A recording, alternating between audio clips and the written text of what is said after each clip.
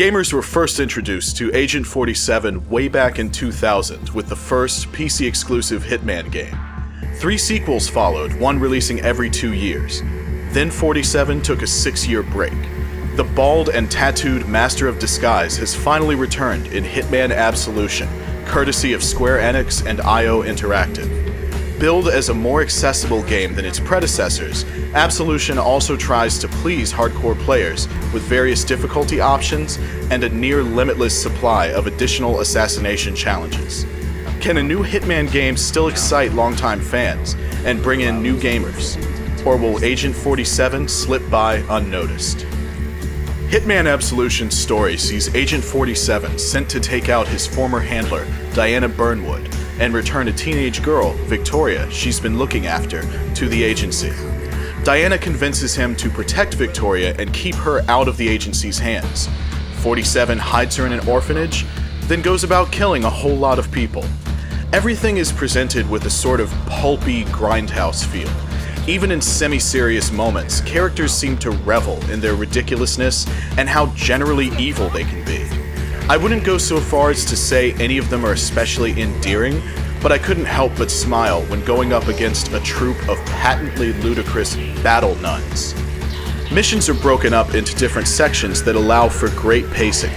In one part, you might simply need to take out a single target. In the next, you could have Chicago's finest chasing you down while you simply try to escape unnoticed. These situations are varied enough to keep things from ever feeling stagnant. A lot of Hitman Absolution's freshness comes from the myriad ways you can tackle objectives. You're free to run into an area, shoot your target in front of many witnesses, and then gun down anyone else who gets in your way. Conversely, you could disguise yourself as a chef, put sleeping pills in someone's coffee, and take them out silently once they wander out of any guard's sight. Absolution keeps things challenging by not allowing you to leave any given area if people are actively gunning for you. This forces you to lose some heat and try to be a little creative about how you escape. Going in guns blazing is always an option, but the ensuing chaos and waves of armed guards will make escape more difficult. Being sneakier will unlock new weapons and perks like steadier hands or the ability to better avoid detection by prying eyes. Mission structure doesn't simply boil down to a simple dichotomy of sneaky versus loud, however. Using disguises is particularly interesting thanks to their thoughtful implementation and different outfits' varying degrees of usefulness. For instance, a police officer might not pay attention to you if you're dressed as a janitor, but other janitors will notice you're not part of their crew. Being dressed as an electrician might get you past one level of security guards, but you won't be able to move into other more protected areas without drawing immediate hostile attention. Throwing bottles or sabotaging breaker boxes will distract enemies and give you a chance to take them out quietly or just sneak past.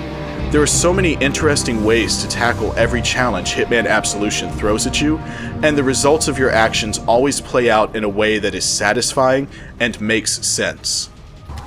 Everything from footsteps to gunshots sounds great, but certain moments resonate with a little extra panache. The report of each suppressed pistol shot sounds appropriately muffled, but deadly. Breaking someone's neck is accompanied by a gruesome snap that actually made me cringe a couple times while playing. Music helps set the mood in each scene, but apart from this series' trademark usage of Ave Maria, wasn't ever really memorable.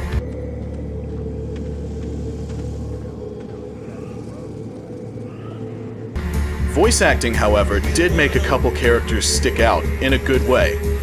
Powers Booth is great as the grumbling Benjamin Travis. First, we neutralize the rogue element that started this mess. He'll know where she is.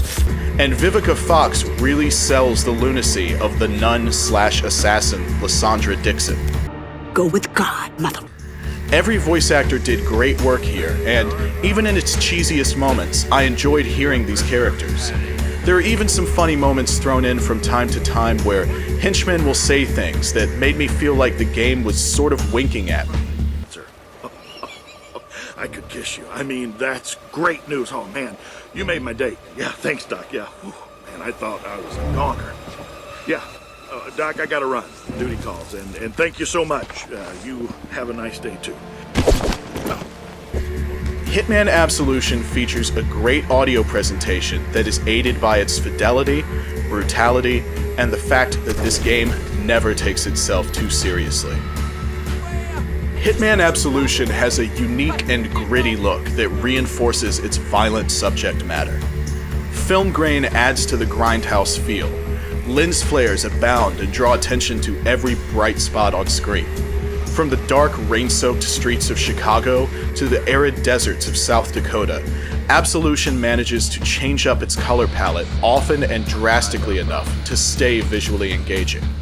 While there are some parts where so-so textures or lackluster lighting mar Absolution's look, most of this game looks really great. Certain levels feature immense crowds that are truly a sight to behold. NPCs will react appropriately to your actions and are well animated. Light and shadows are utilized to great effect, with very few exceptions. Each area has been constructed to look like a legitimate and functional space. Hitman Absolution is the best looking game in the series by a large margin, and can stand toe-to-toe visually with some of the best console games currently on the market. Its graphics are often pretty, sometimes breathtaking, and always more than adequate. Stalking around as Agent 47 plays like a dream. Series purists might not appreciate the new streamlined controls, but they really make Hitman Absolution more accessible without sacrificing challenge. Weapons are mapped to the D-pad, hand-to-hand combat features quick-time events that keep fights tense, and enemies can be tossed out windows with a single context-sensitive button press.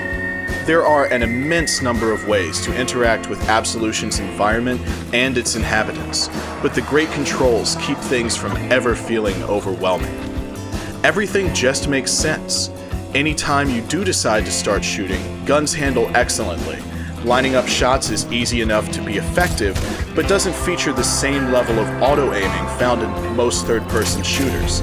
This means you can be surgical with your shots, but Absolution is actively trying to make you lean towards stealthier tactics, as opposed to just shooting your way out of every skirmish. Navigating areas, taking cover, and climbing ledges works well and feels tight and methodical.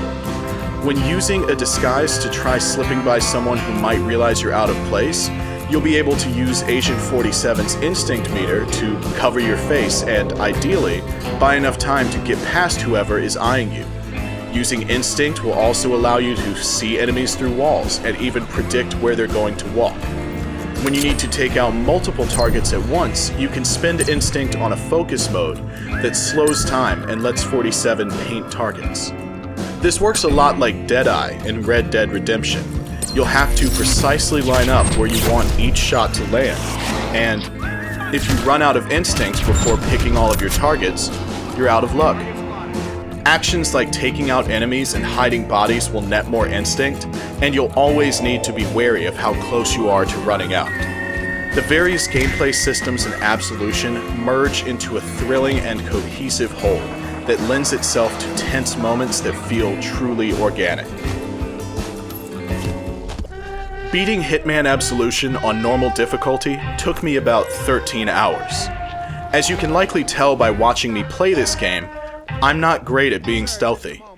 I've seen game completion times that range from 9 to 20 plus hours, and my sloppy style of taking out targets puts me right in the middle. There's no real multiplayer mode, but Absolution does feature a mode where you will take on additional contracts posted by both the game's creators and other players around the world. These are essentially remixed versions of single-player levels with different targets and some more specific objectives. Beating contracts earns you money that can be spent on equipment and can potentially add a lot more playtime. Whether you're going back through the story on different difficulties, trying numerous ways to eliminate your targets, or creating and competing in the contracts mode, Hitman Absolution has plenty of content to entertain creative murderers for hours on end.